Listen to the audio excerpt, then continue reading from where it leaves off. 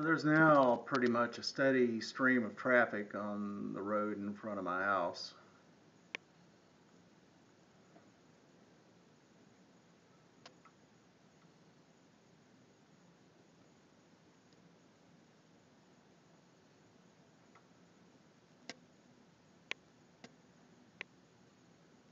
There's even a few idiots out there who are trying to pass slower moving traffic.